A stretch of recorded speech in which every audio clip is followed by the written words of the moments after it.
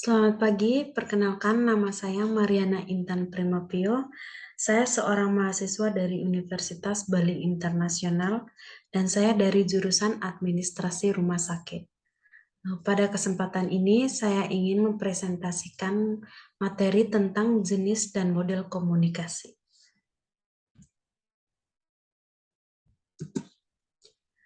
Pengertian model komunikasi. Model merupakan pola, contoh, acuan, dan ragam dari sesuatu yang akan dibuat atau dihasilkan, atau merupakan abstraksi dari sistem sebenarnya. Model juga merupakan representasi suatu fenomena, baik nyata maupun abstrak, dengan menunjukkan unsur-unsur penting fenomena tersebut. Namun, sebagai alat penjelas fenomena, model juga mereduksi fenomena komunikasi.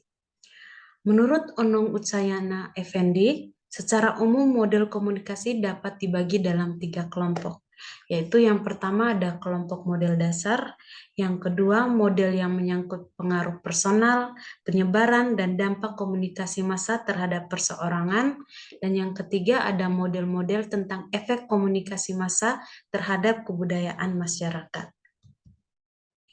Di sini ada beberapa model-model komunikasi. Yang pertama itu ada model SR, ada model Aristoteles, model Laswell, model Sano dan Vivar, model Berlo, model Scrum, model Newcomb, model Gardner, model Tubbs, model Gadikans dan Kim, dan yang terakhir ada model interaksi. Yang pertama saya akan menjelaskan tentang model SR atau stimulus respon. Model ini mengasumsikan bahwa kata-kata verbal, isyarat nonverbal, dan tindakan tertentu merangsang orang lain untuk memberikan respon dengan cara tertentu. Yang kedua ada model Aristoteles. Aristoteles ini merupakan model komunikasi yang menitik beratkan pada pembicara atau speaker dan bicara atau speech. Mode ini memiliki 5 elemen, yaitu speaker, speech, occasion, audience, dan efek.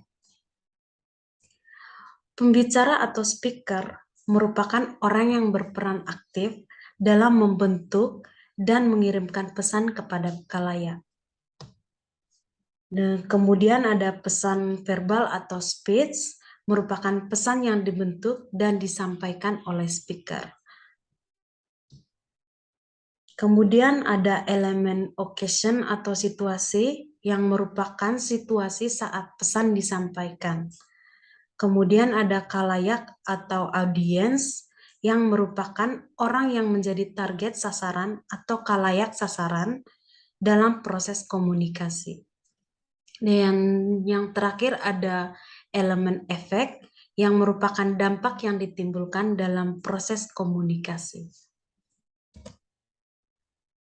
Yang ketiga ada model komunikasi Laswell. Di sini terdapat gambar di mana model komunikasi Laswell ini memiliki 5 komponen, yaitu ada who atau sender, yang merupakan komunikator atau pengirim atau sumber pesan. Yang kedua ada says what atau message, merupakan isi pesan.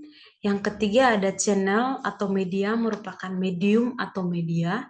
Dan yang keempat merupakan to whom atau receiver, yang merupakan penerima pesan atau khalayak. Dan yang terakhir ada with what effect atau feedback, yang merupakan umpan balik yang diberikan oleh penerima pesan kepada pengirim pesan. Yang berikutnya ada model komunikasi Shannon dan Weaver. Dalam model komunikasi Shannon dan Weaver terdapat 6 elemen, yaitu ada pengirim atau sender, atau information source, yang merupakan orang yang membuat pesan, memilih media yang akan digunakan, dan mengirimkan pesan. Kemudian ada encoder atau transmitter, yang merupakan orang yang menggunakan mesin yang mengubah pesan ke dalam bentuk sinyal atau data biner.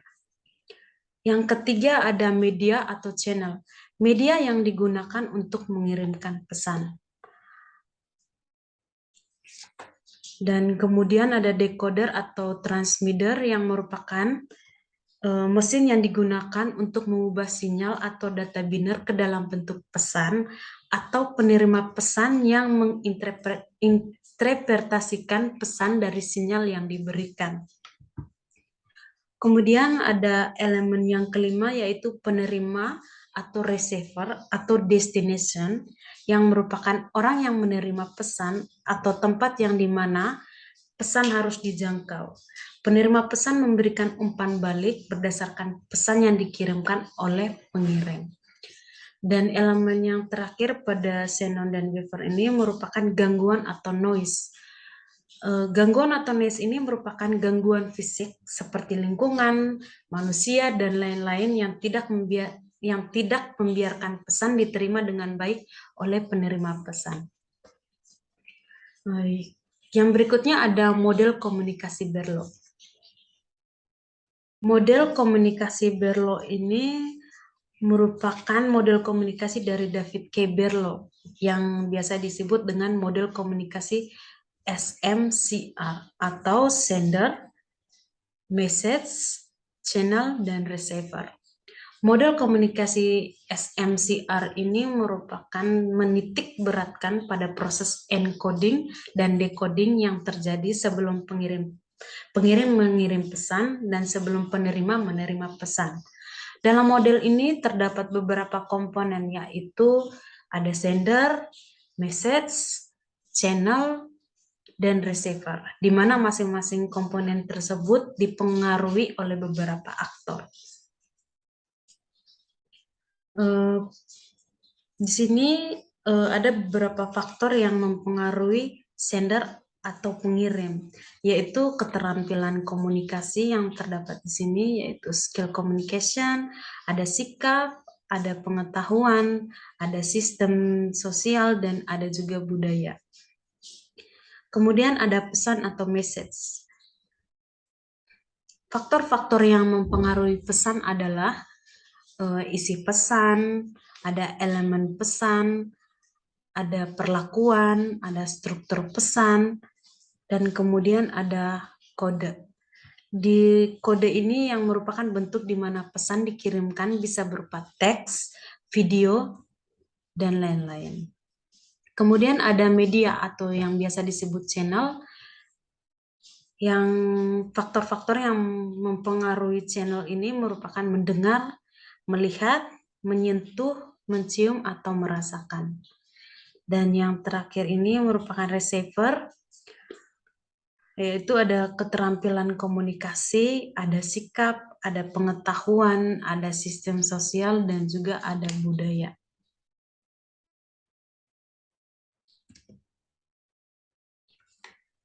Yang berikutnya ada model komunikasi Scrum.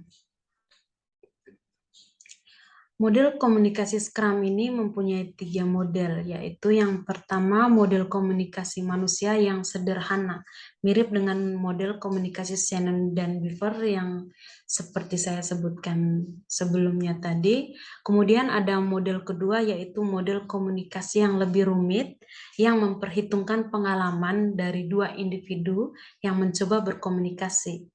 Kesamaan dalam bidang pengalaman yang memiliki sumber dan sasaran yang sebenarnya dikomunikasikan. Kemudian ada model ketiga ini, yaitu model yang menganggap komunikasi sebagai interaksi kedua pihak yang menyandi, menafsirkan, menyandi balik, mentransmisikan, dan menerima sinyal. Ada proses yang berkelanjutan dan memberikan umpan balik atau berbagi informasi. Kemudian ada model komunikasi Newcomb. Komunikasi Newcomb ini merupakan suatu cara yang lazim dan efektif yang memungkinkan orang-orang mengorientasikan diri terhadap lingkungan mereka. Ini adalah model tindakan komunikatif dua orang yang disengaja atau intensional. Model ini mengisyaratkan bahwa setiap sistem ditandai oleh suatu keseimbangan kekuatan atau simetri. Setiap perubahan pada sistem akan menimbulkan ketegangan terhadap keseimbangan karena ketidakseimbangan atau kekurangan simetri secara psikologis tidak menyenangkan dan menimbulkan tekanan internal untuk memulihkan keseimbangan. Kemudian ada model Wesley dan MacLean. Menurut pakar ini, perbedaan dalam umpan balik inilah yang membedakan komunikasi antar pribadi dengan komunikasi massa.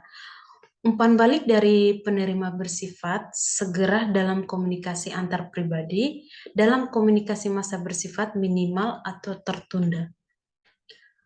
Sumber dalam komunikasi antar pribadi dapat langsung memanfaatkan umpan balik dari penerima, sedangkan dalam komunikasi massa, sumber misalnya penceramah agama, ada calon presiden yang berdebat, terus ada politik yang tidak dapat secara langsung mengetahui bagaimana penerima pesannya oleh khalayak. Terdapat 5 unsur dalam model Wesley dan MacLean. Yaitu ada objek presentasi, kemudian ada pesan, kemudian ada sumber, ada penerima, dan yang terakhir ada umpan balik.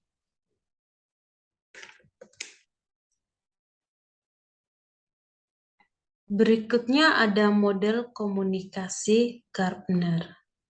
Model komunikasi Gardner ini merupakan perluasan model Laswell dan terdiri dari model verbal dan diagramatik. Model verbal Gardner ini berupa seseorang atau sumber komunikator mempersepsi suatu kejadian dan bereaksi, kemudian dalam suatu situasi, kemudian melalui suatu alat, kemudian untuk menyediakan materi, kemudian dalam suatu bentuk, dan konteks yang mengandung isi, dan kemudian yang mempunyai suatu konsekuensi.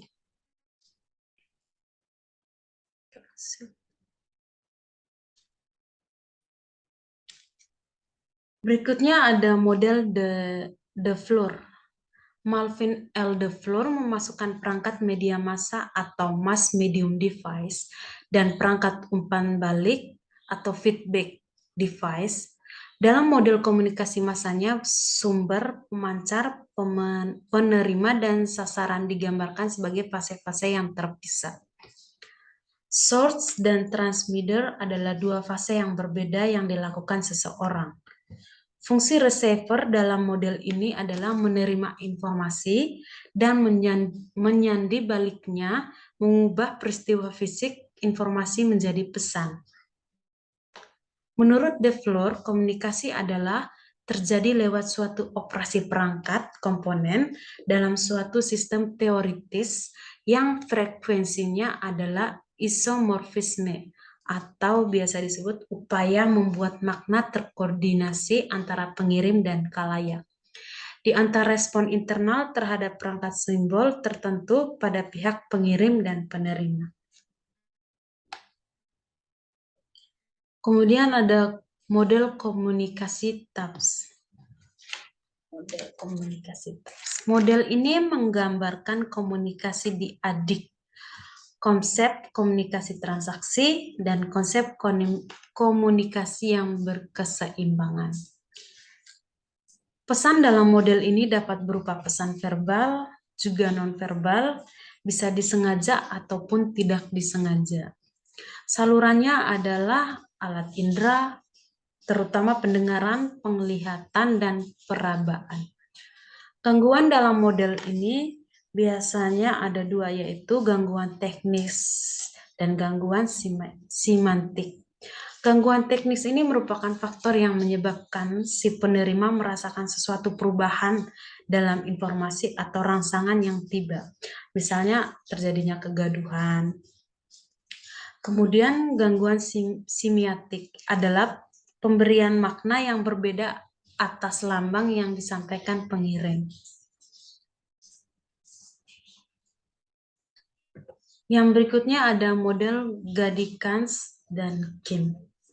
Model Gadikans dan Kim ini merupakan model antar budaya, yaitu komunikasi antar budaya yang berlainan atau komunikasi dengan orang asing. Menurut Gadikans dan Kim ini, penyandian pesan dan penyandian balik pesan merupakan suatu proses interaktif yang dipengaruhi oleh filter-filter konseptual yang dikategorikan menjadi faktor-faktor budaya, sosial budaya, psikobudaya, dan faktor lingkungan. Kemudian yang terakhir itu ada model interaksional. Model interaksional ini merupakan manusia yang bertindak berdasarkan makna yang diberikan individu terhadap lingkungan sosialnya. Dan juga makna yang berhubungan langsung dengan interaksi sosial yang dilakukan individu dengan lingkungan sosialnya. Kemudian yang ketiga itu ada makna yang diciptakan, dipertahankan, dan diubah melalui proses penafsiran yang dilakukan individu dalam berhubungan dengan lingkungan sosialnya.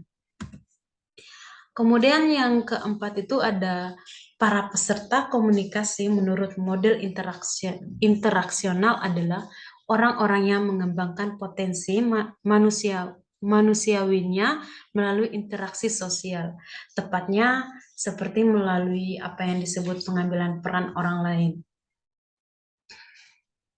Kemudian yang terakhir itu ada konsep diri tumbuh berdasarkan sebagaimana orang lain memandang diri individu tersebut.